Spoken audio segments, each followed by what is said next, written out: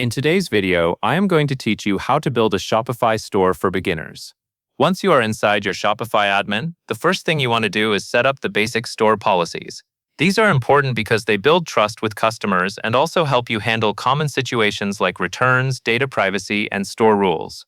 On the left side, open Settings, then go to Policies. You will see options for key policy pages like Refund, Privacy, and Terms of Service.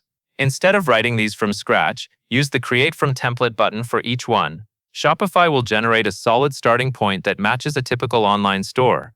Take a moment to read through each policy and adjust any details that need to match your business, like your return window or shipping expectations. When you are done reviewing, save your changes so these pages are ready to publish on your store. Next, you will set up your domain, which is your store's website address.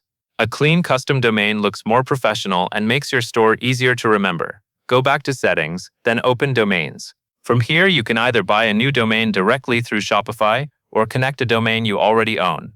If you are connecting an existing domain, follow the prompts carefully, because you may need to update settings with your domain provider so Shopify can use it. Take your time with this part since a small typo can delay the connection.